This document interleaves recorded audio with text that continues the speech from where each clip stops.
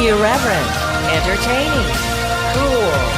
You're listening to LA Talk Radio.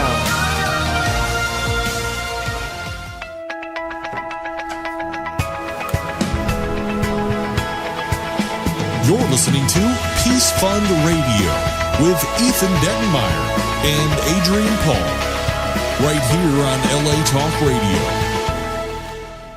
Oh, yes. It is another eventful morning here in California. Yes, I would say.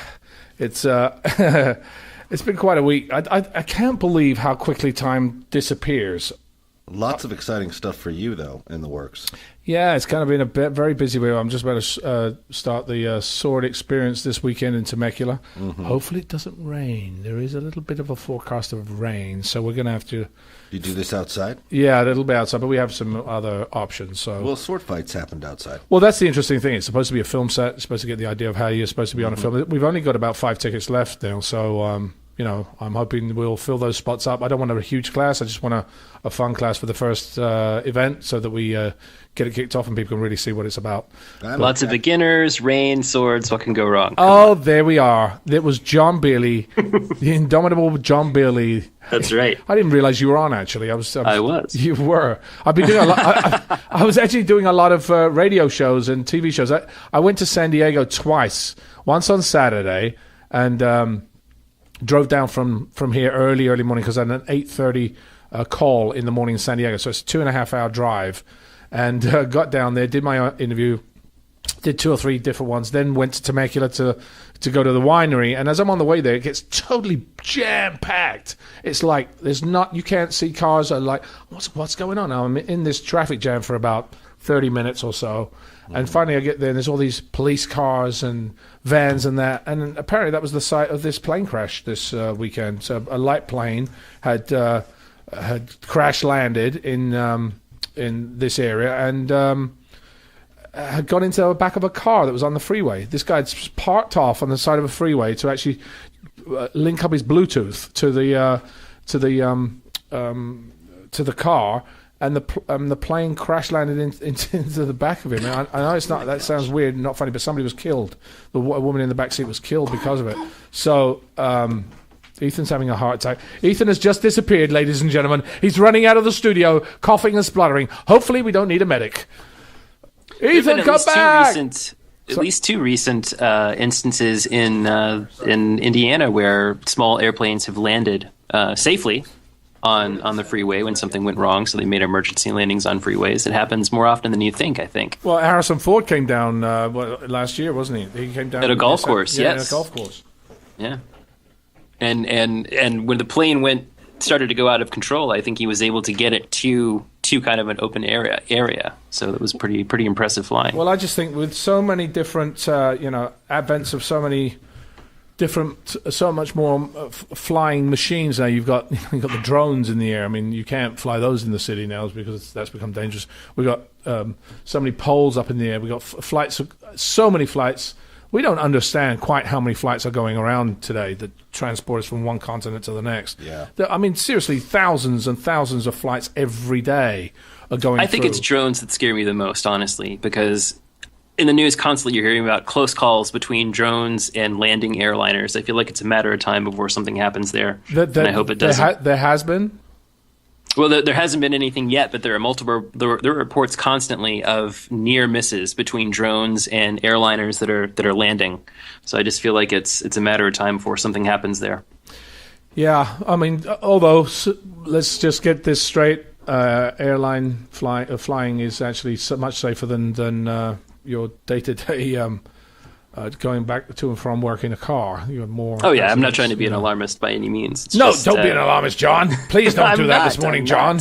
But it's been a very interesting week. I'm working on this other show. We've got this the launch of May 21st, the Peace Fund dinner for the Highlander dinner, the launch of the audiobook, the Highlander audiobook. Very exciting. Which is going to be on May 21st.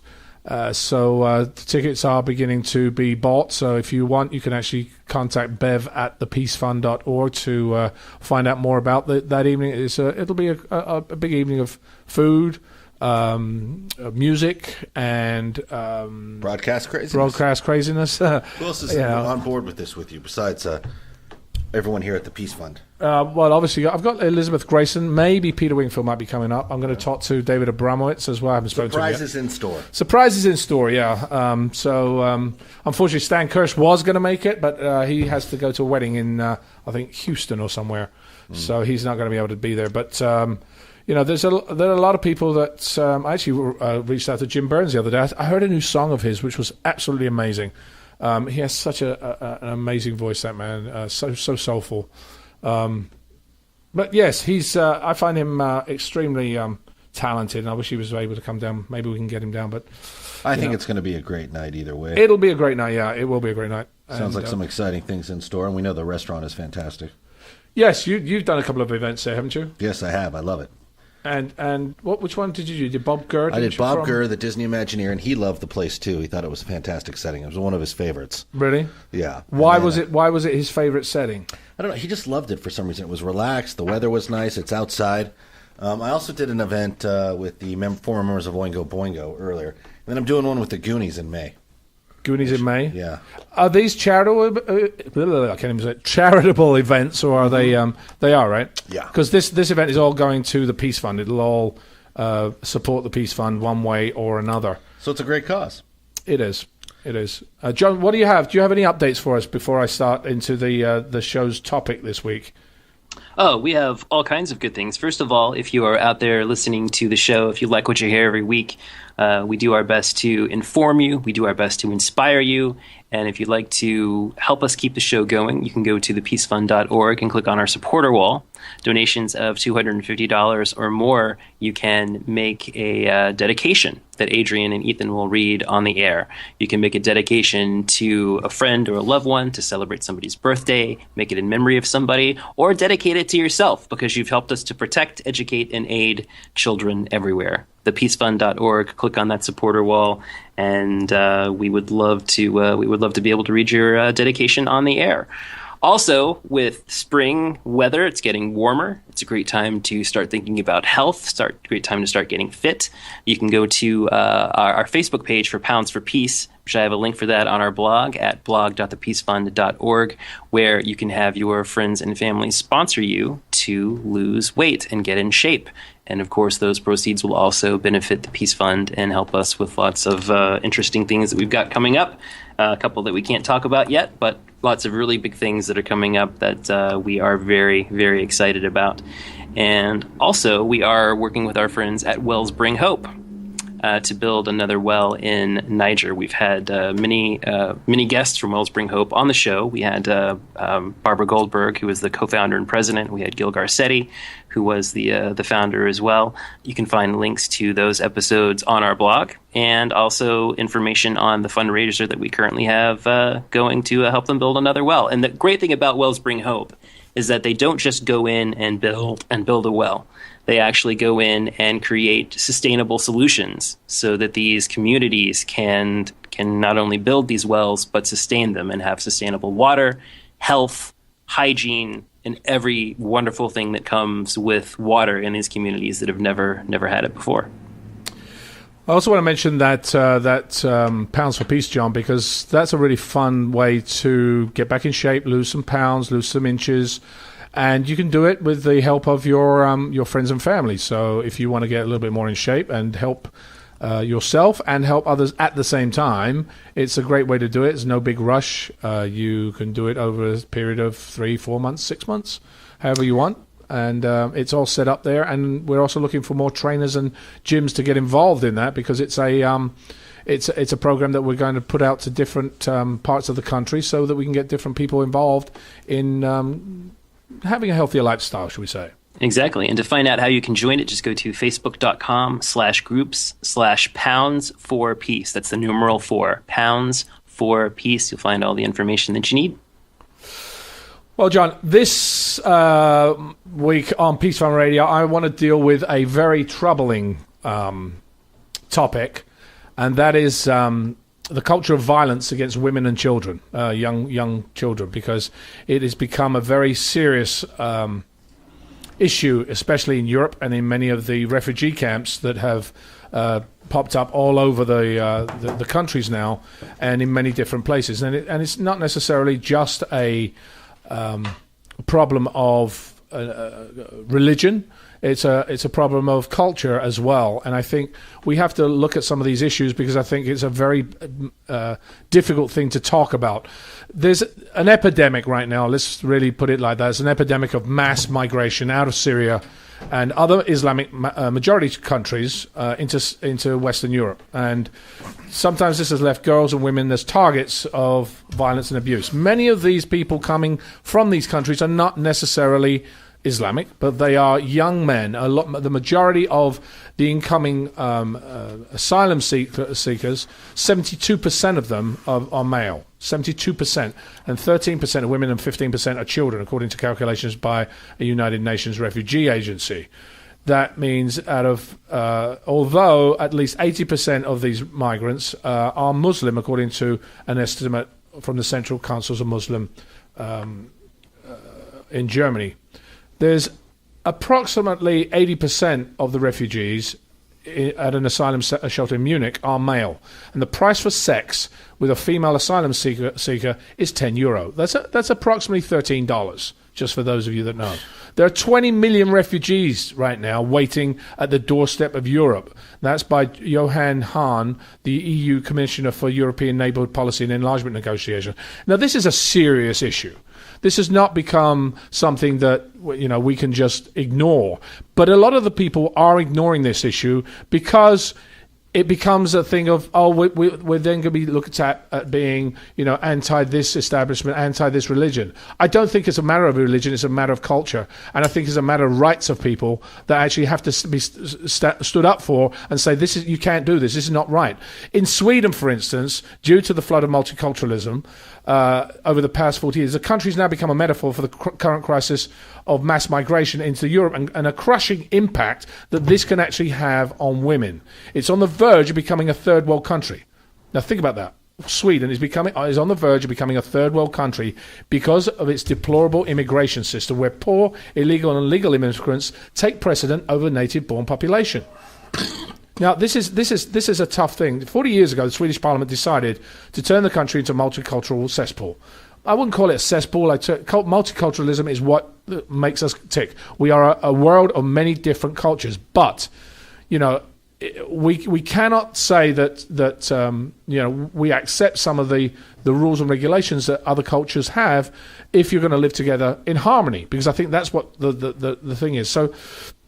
But after 40 years now in Sweden itself, after flooding the country with many different migrants, including Muslim, the low-income immigrants from Romania, for instance, which had it's now become the rape capital of the West, with a rape increasing at 1,472%. Sweden is now second on a list of the worst rape countries in the world, only second to a small South African country. Now, it is Europe's largest rape capital, and its government has been blamed this on everything from increased reporting to the internet to the weather. It's not that. You have to come down to it. You have to face the issue. You cannot ignore it. And some of these rapes are not happening just to women over 18. I've seen reports on 7-year-old girls, 8, 10-year-old girls. This is just disgusting. I'm done with it. I don't want my daughter in that type of situation, and we have to stand up and say something about it. This morning I'm rather irate about this because I just don't think that you should take that. I don't think you should invade somebody's space in that nature because you think you can. Now, on New Year's Eve, for instance, the same kind of mass sexual assaults happened to a woman in Cologne. It also took place in Sweden. And the police and the media chose to bury the information.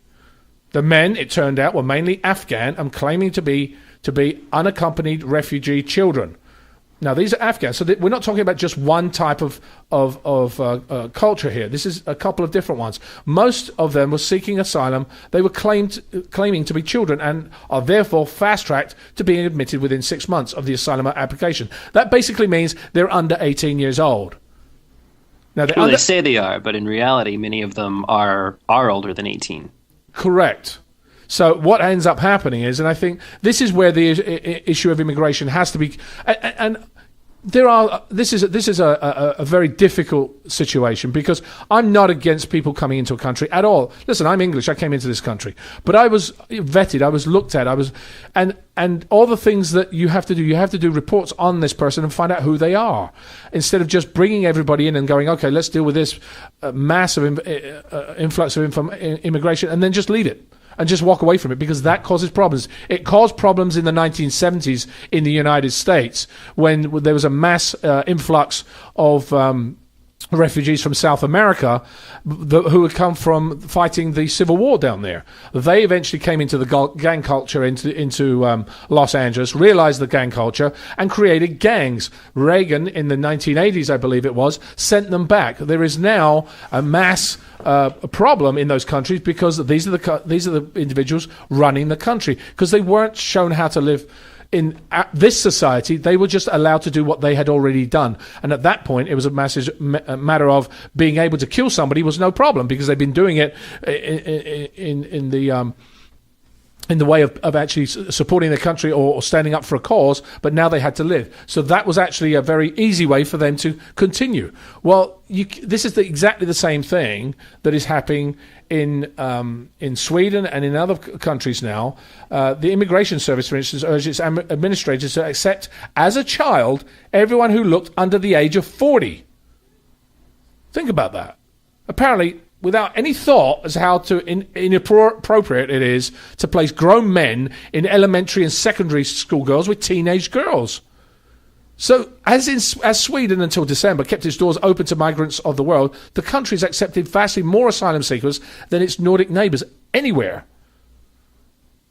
So, go ahead, John. And you'd mentioned earlier, Adrian, that the media and police reports try to downplay these things, and I think that's dangerous, because what that does is it makes the public afraid of everyone, because there are many of these migrants and refugees who are seriously coming to someplace else to protect themselves, to protect their children, to protect their families, and when you don't identify and acknowledge those few bad guys, then you make the public afraid that I feel like that everyone is that way. The issue is, John, got to be transparent. The issue is that what happens is that people close their eyes to issues, and they say, "Oh, it's okay. That's not going to happen. That's not happening in my neighborhood." So you close your eyes to it, and eventually it becomes a cancer and grows larger and larger and larger.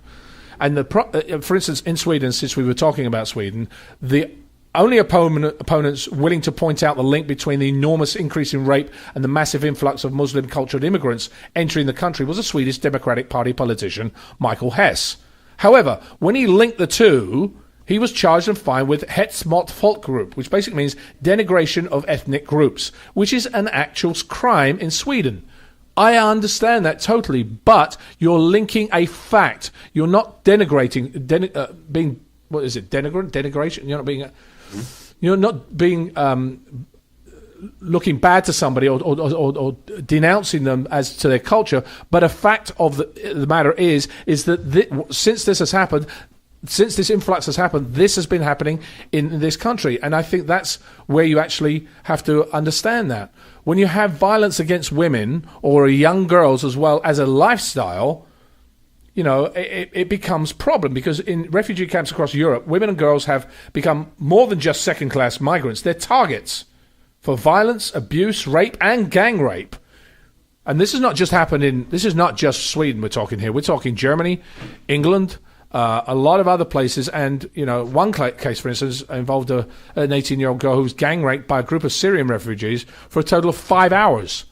The woman was apparently staying at a care home in Gillingham, Kent, with Syrian refugees who were housed at the facility under legal obligation. The men had recently arrived in the country without documents, claiming to all be under the age of 18.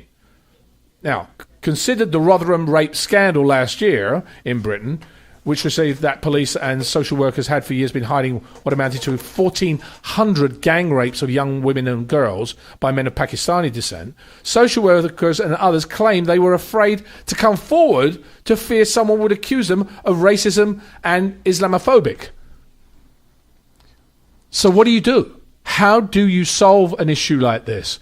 I think by talking about it, you have to be able to talk about it and understand that this is an issue and it can't be accepted. You have to be able to, exactly. You can't say, I'm talking about it, well, I'm going to be put in prison for saying something. Isn't that the First Amendment? Isn't that freedom of speech in this particular country? Well, it's like I said earlier, if you don't acknowledge and identify the few who are causing these problems, it casts a bad light on the thousands and thousands who are not causing these problems. And I think you end up with more problems as a result of that. You end up with far more problems by trying to suppress it than you do if you just deal with it head on. I mean, if I were in charge, I think I would round up these, if you had a group of men who were convicted as being guilty of this, I would count it as a war crime.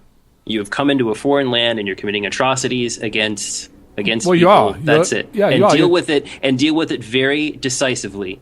Make very dramatic examples and let it be known that this is not acceptable. What do you think about this, Ethan? I mean, as I said, I'm dealing with like a very hot topic here in a sense, because we're running the fine line here between, being anti a type of religion or group, but I think this runs across the board in your own home. If something happens at your school, not necessarily just from a religious point of view, but something happens and people keep quiet about it and don't say anything about it because they're too afraid to bring it to light or actually make it an issue because they're then seen as being an antagonist, that to me is wrong, because being silent is just as guilty as having done it. I don't know if it's just as guilty, but it's not good. What exactly is your question? Well, the issue is I mean, this is a very tough issue to handle, and I think if you're pointing at the crimes as if strictly based in a religion, it's probably not a good thing. But if the crimes are happening and you highlight the crimes, well, then you're on the road to putting the facets in place that might help you deal with it. Well, for instance, I mean, we're talking about also the denigration of women in certain cultures. Right. I mean, that's really what it is. Women and young girls, and therefore they're viewed as second-class citizens. We've discussed before how women and children across the world don't have the education. They're not allowed to have the education because of the way that they are dealt with in their culture. This is another way of dealing with it. And now it's not just affecting the migrants coming into the country. It's affecting the people in the country. In this country alone, we are talking about having, many, many, many immigrants coming into this country, and yet, why should they not be vetted before they come in, know who they are, go through, I wouldn't say interrogations, but to know who they are, what their views are, etc., to really see whether they are the type of person that may or may not cause issues, and therefore, at least you can keep an eye on them. I mean, I don't know. I mean, I think that's a very worthy trade-off. If you were truly coming to another country for safety, for a fresh start, it shouldn't be much of a hassle or an inconvenience to be correctly documented. Because then you're saying, not only do I want to be here, I want to be here correctly, and I want to be here in a way that proves that I'm not here to cause trouble. I think that's a very worthy trade-off. It's really sort of, I mean, this idea of raping women or molesting them or sexually abusing them.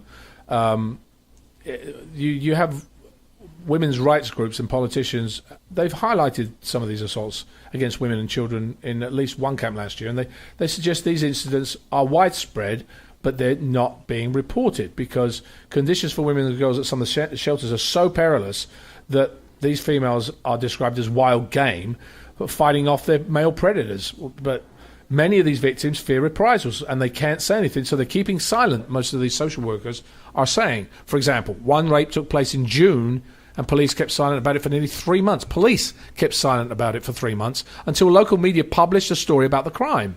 According to an editorial comment in a German newspaper, police are refusing to go public about crimes involving refugees and migrants because they don't want to give it legitimacy to critics of mass migration. Well, I'm sorry, that is actually BS. You're not going to say something about these poor people being subjugated there because you're afraid of people giving legitimacy to critics of mass migration. That, to me, is is closing a blind eye, and eventually you're going to have many more problems. If you shut your eyes off saying, "Well, that won't happen," they did that in World War II when the whole Nazi movement was taking place in Germany. People, that won't happen. The English and everybody else, no, they won't do that. They won't do that. They close a blind eye, rather than reading and saying, "Wait a minute, this is the issue we have to really look at, and we should discuss it because it could happen." And I think this is where we have to be very aware of this, because these incidents, such as in Berlin, a group of refugees raped a displaced 13-year-old Russian girl for over 30 hours. She was 13. Jeez. She was kidnapped in January 11 near the railway station when she was returning home from school. Your child is walking to school. She gets attacked and raped by several men for 30 hours. How do you feel about that? How would you feel? Okay, so let's just I want to talk about this because as I said, I think it's really difficult. It's a difficult thing. How do we change this? How do we actually do? I mean, to me, education or educating people on these issues, whether they are the people that are looking on or whether they people actually, creating these problems or doing these problems. Educating them is basically saying, this doesn't work in our country. I'm sorry, it doesn't. This is not our culture, and we don't do this. And if you do this in this culture, there is a punishment for it. It doesn't work because it's misunderstanding is called the new Orwellian term for Muslim rape. And I'm sorry I'm saying Muslim at this particular point because, unfortunately, that is the culture that is there. So my point is, I'm not against the Muslims. There are a lot of very good Muslims, but the culture of some of these young men who have nothing, believe women are second-class citizens and should be dealt with however they wish. And, it's not a question. When you have terrorists doing things and they're not misunderstood because of their religion, they're terrorists. Not only are Americans and Europeans being murdered by terrorists due to unfortunate misunderstandings, but European girls are being raped because of more misunderstandings. When is it going to stop?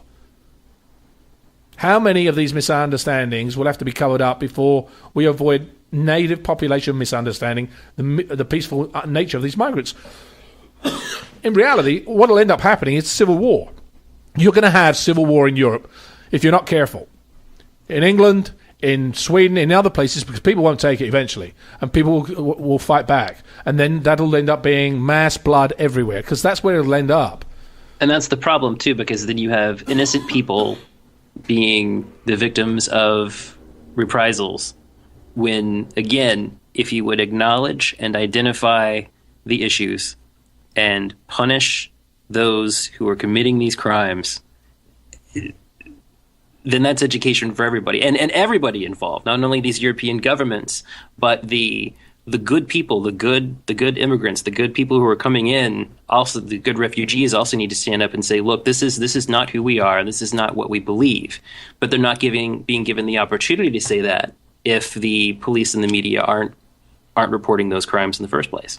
Well, it's all, as I said before, it's a cultural thing, John, because, many of the men, and as I said, there was a very large percentage of men involved coming to Europe. It's not just families seeking asylum, but men. And to me, that's not necessarily asylum, but they are either infiltrating the European society to do harm, or they're looking for jobs, which is not necessarily the idea of being an asylum seeker. It's actually benefiting an opportunity. And right. Many of these men who were raised, as in Pakistan, to believe that a woman who isn't all but invisible is asked to be raped. On the legal books in Pakistan, a woman can be stoned to death for being a victim of rape. What? Are you serious? You get raped and you got raped. Oh, well, we'll stone you to death now. What on earth do we expect from the bulk of men who grow up under these rules? They're going to see this as being normal. But unfortunately, when you go into somebody's house, you have to abide by their rules. I'm that type of person. If I walk into somebody's house, their house is their rules. My house is my rules. So you should abide by them. Police in the Bavarian town of Mering, where a 16-year-old girl was raped on September 11th, have issued a warning to parents not to allow their children to go outside unaccompanied. In the Bavarian town of Pocking, administrators of the Wilhelm Dies Gymnasium have warned parents not to let their daughters wear revealing clothing in order to avoid misunderstandings. The principal of a school in Germany was concerned about his female students, so he sent a letter warning their parents that the Muslim refugees who had been put up next to the school gym are marked by their own culture. Now Germans were being marked by their culture. So girls were told to wear modest clothing to avoid misunderstandings. But rape isn't a misunderstanding. The only misunderstanding is the politically correct leftist idea that the rapist should be excused on account of his culture and religion. It's not the issue. The issue is the act. It's not about the culture, it's not about the religion, it's about the act of doing it. And when you walk into somebody's house, you basically have to say, this is not acceptable in my house. So either don't do it or leave. Right. It's not a belief, it's a deliberate choice to do that to someone. It's not, I've seen criticisms in articles that say, oh, the people who do this are animals. That's not true.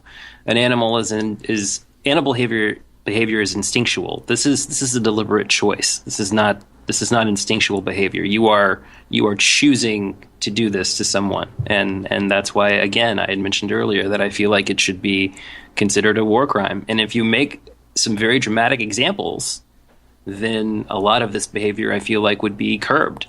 Just to see that, look, this is not going to be tolerated. Well, think about it, John. It's simple. When you have somebody mugging somebody and snatching a purse, or a burglar breaks into the home, he isn't the victim of misunderstanding. He just happens to have a different ethical code than the society he's victimizing. But these rapists are members of a society where rape is a crime for women, not for a man. The only misunderstanding here is on the part of the Westerners who allow them to commit their cultural crimes in their country. And remember, guys, the issue is that you're going to have a lot of immigration happening from a lot of these countries, and I don't want to be the person to say you can't let these people in, because a lot of these people are good people, but you have to sift out the ones or redirect them to a different cultural understanding of what the laws and culture is in this country or in any country they go into before this turns into a mass problem, which is beginning to happen in Europe. Now, in the UK, it's I don't know if you understand this. In the UK so far, over 2,000 children are victimised by misunderstandings of such finer points of British law as a definition of paedophilia. A 16-year-old girl was raped on September 11th by an unidentified dark-skinned man speaking broken German near a refugee shelter. There have been 14-year-old boys being raped in a train bathroom, 7-year-old girl being raped in a park. These misunderstandings are going to stop. Because what would you have done if it happened in your country without it having been somebody that was an immigrant? If you had a guy in this country that walked into a bathroom and raped a 7-year-old guy, he would be locked up and in some states being for the rest of his life. So why should we allow it to happen in different things? Because somebody's cultural diversity says, well, we can do this in our culture, so we can do it here too. Anyway, let's just discuss about this. I mean, human rights are one of the things we have to. Cultures really are tribal. There's no universal rights, only responsibilities to members of kin groups. Those kin groups remain intact. Their members will prey exclusively on outsiders. When they fall apart, as they do during immigration and migration, then mass rapes and murders take place. This is the underlying misunderstanding, and this is what must be understood. Either Europe will end Muslim migration or migration in general, or surrender to the cultural differences of an Islamic society in which women are not allowed to walk the streets because they are property. It's time to clear up this type of thing. Now, I think we'll bring a hero of the week to lighten the mood a little bit, but I needed to explain this because I think this is just not acceptable.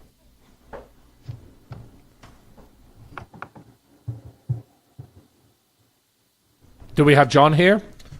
Yes, sorry, Adrian. I was getting our hero lined up. Oh, you were so involved in this that your hero got a little waylaid, I take it. Yeah, we're good. Today's Hero of the Week segment is a good one. Spring is here, so are warmer temperatures. But across the United States, many families do not have the resources that they need to heat their homes on cold nights. It's statistics like these, just as an example, according to National Energy Assistant Directors Association, 24,000 households in Pennsylvania couldn't heat their homes this winter, which was up from the year before. 91,000 families in Iowa received disconnect notices. These numbers are on the rise across the United States. That's why this week's Hero of the Week founded her own charity called Warming Families Makes Sense at warmingfamiliesmakes.com. Her name is Anna Murphy, and she has won many awards and helped many families. Recently won the Gloria Barron Prize for Young Heroes, and she's joining us today to talk about what she does and how she does it. Well, we'll get and on. I believe Anna's on the line. Anna? Hi. How are you? Good Doing morning, very well. Anna. How are you this morning? I'm good, thank you. Where are you calling us from? Hello, Anna. Can you hear me? Yeah. Where are you right now? I'm calling from my house in Stafford Springs, Connecticut. Connecticut. And how old were you when you founded Warming Families Makes Sense? When I founded Warming Families Makes Sense, I was 9 years old and in the 4th grade. 9. That's awesome. How old are you now? I'm 14 years old. 14 now. So why that name? But for instance, Warming Families Makes Sense. CENTS, just so everybody understands. Well, before it was actually warming families because I warmed families' houses, but since that made sense to me to help people out, I decided to add Warming Families Make Sense, but with a C, because before I collected only pennies, so Warming Families Make Sense kind of clicked. So how'd you come up with the name? Was that was how you came up with the name? Yeah. And how do you raise funds to help families who need it? I raise funds by putting jars out in local businesses in my town, so people can put extra change if they want in them. And I also get donations, and I have a 5K that I host every year. So what's the 5K? Tell us a little bit about it. Well, my 5K I run at my local school complex, and it's held in early November. And this year will be my 3rd year doing it. But last year, 140 5K runners participated, and about 40 half-penny dashers. So what are half-penny dashers? Half-penny dashers are younger kids around the age of 10 that can do 1 lap around the high school track in my town, and they can earn a medal from it. Now, Anna, do you find the families that need help, or do they find you? How does that process work? Well, it's from word of mouth, Mm-hmm. and schools actually refer them, and churches do also, and sometimes family services. Well, we've talked on the show before about the choices that sometimes families have to make between paying for heat and being able to eat or afford medicine. Have you seen situations like that in your community as you've helped people? Yeah, it's really sad because they're going through a lot of struggles, and it's sad to see them choose between food, medicine, and being warm. Now, once you've connected with a family, what's the next step? The next step is first I call them and surprise them, which is really fun because you get to see their reaction. But then I have them fill out a request form, and then I contact the oil or pellet company, whatever they need to stay warm, and they go to deliver that to them. So you actually have different people have different heating sources, so you have to go out and find the different types of heating that they require? Yeah.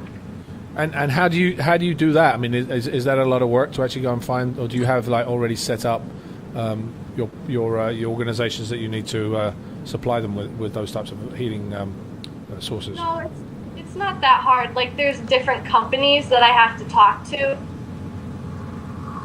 How many families have you helped so far? I've helped around 35 families. 35 families? That's amazing. And how much money have you raised since you got started, Anna? I've raised around $30,000. That's awesome. You sound a little bit like one of our other ambassadors, Kimberly Moore, who surprises people at Christmas time with things like this. a blanket or food or something that they need that they've actually written in for. So I think it's really it's a great thing to do, especially when they're not expecting it, because I think if people expect things, they don't have to work for it. But these people sometimes, are working hard jobs and they can't just make ends meet. So I'd like to find out if, I know you've dealt with a lot of different families. So have you got any stories that you can share with us about maybe some that has helped them turn their lives around, perhaps? Well, one time I helped this family, and the dad of the family was hurt really bad at work, and he was in the hospital for a long time. And the mother had to quit her job to take care of the dad and their kids, and they had no money. And so I purchased pellets for them to keep them warm in the winter, and to this day we're still like friends, so we still keep in touch.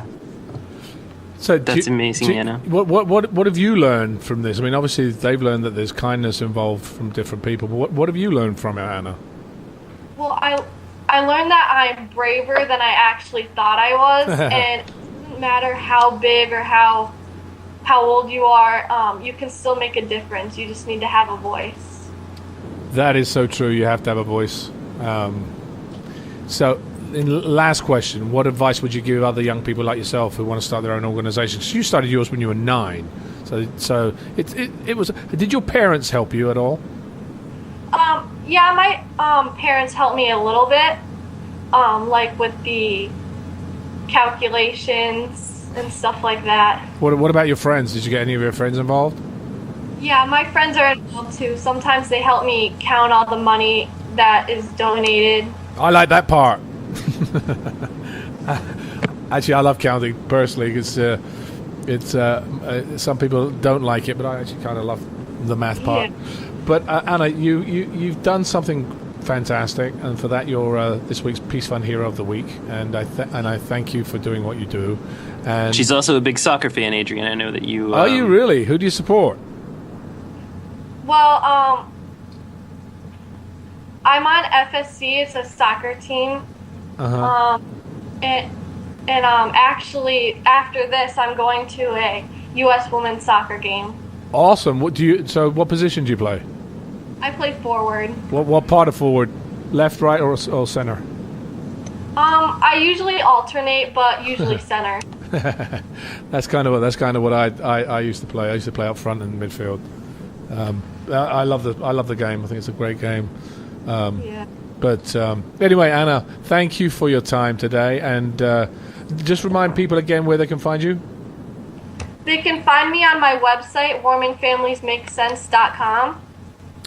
Okay, and so Anna, thank you so much for joining us, and hopefully we'll hear more from you in the future. All right, thank you so much. Thank you so much. Thank you for doing what you do. Thank you, Anna. Thank you. It's interesting. She said something. I found that I had a voice.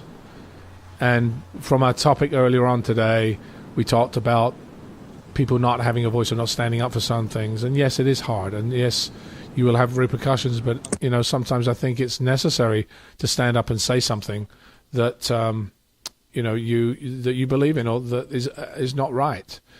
Sometimes it needs to be said before it becomes too late or before you can't do anything and you become part of the issue of being swept up in the amount of people that can't say anything because they're afraid for it. I mean, these women and children who are in some of these shelters, as I said before, are not being able to come forward because they're scared. People in these countries, in our country, we really have to, I think, understand that we have a duty to say, we live in this place, this is our house, and please behave by our rules. And it's not a misunderstanding that you are doing your actions in our house, and that's not acceptable. I don't believe that of being acceptable. So these young women, and there's it really is fascist in the way it's looked at, and misunderstandings of this nature, as I said before, should stop this type of thing. It's an interesting little thing here that I'm talking about right while I was just looking at this. There's a park of the victims of fascism was where the misunderstander, should I call him, lured the little girl away from her mother at the playground and into the bushes. This was a cultural difference. Her age was the same as that of she was the same as his wife. So in the park of victims of fascism, the little girl became the victim of the latest incarnation of fascism, and I think this is represented equally by Merkel and the Muslim migrants. I think what Merkel has done in Europe has really allowed a migration to happen, and perhaps was probably the worst choice that has happened to Europe over the past 50 years. Perhaps one day this part will be dedicated to victims of mass invasion. I don't know, but, and that little girl's name will be there. But she was 7 years old. 7. The refugees are mostly migrants. They're not coming from any part of any country, but to exploit it and conquer it, they're not bound by any moral or ethical code that we understand. So we have to be aware of that. But then what ends up happening is we change our way of lives for allowing them into our place. And I don't agree with that. I allow you to behave in the way you behave, but don't put your way of life onto me and my beliefs, because I have a certain belief system, whether it is Christianity, whether it is Buddhism, whether it is Muslim, whatever it is, my belief system is this.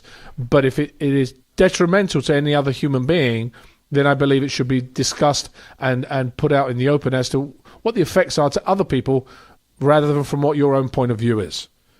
Back on our January 27th show, we actually had a Hero of the Week call in Mazem El-Aman. He's a refugee from Afghanistan living in Berlin, and he has started an organization called We Connect, where they try to connect refugees with sustainable employment, and they do local social activities with local Berliners to let everyone learn each other's cultures.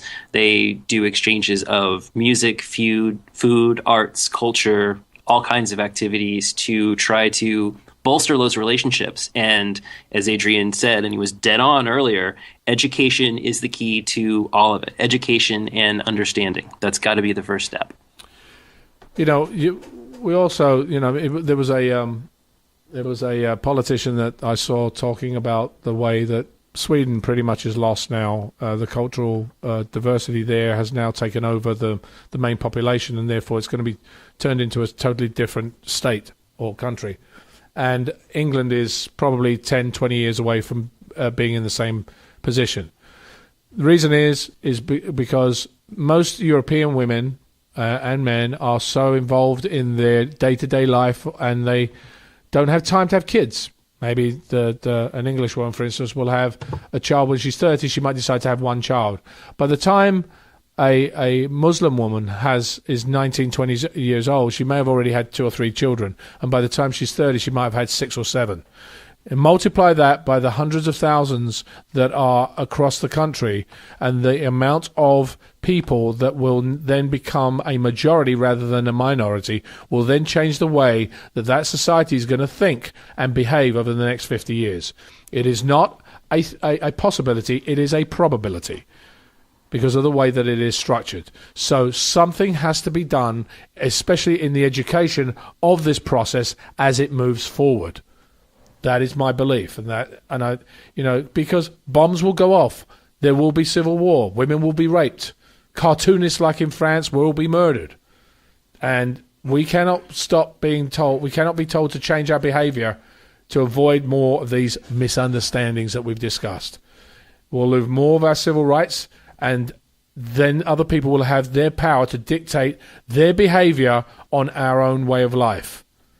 So, ladies and gentlemen, this has been a tough show for me to bring forward. It is not dedicated to anybody in particular, but to the misunderstandings of those people who culturally have a different way of life to us. I want to leave you. I want to thank you all for listening this morning. It's been a very different show. Ethan, thank you for bringing us this. Bedford Shahara for the information, and John for our Hero of the Week, and the rest of you for listening to us this morning.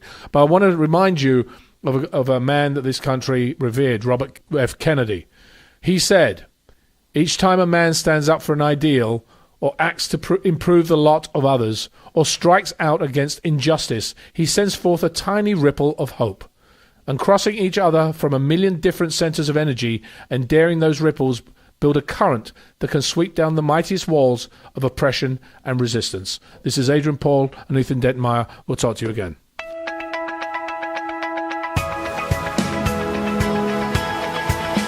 You're listening to Peace Fund Radio with Ethan Dettenmaier and Adrian Paul, right here on LA Talk Radio.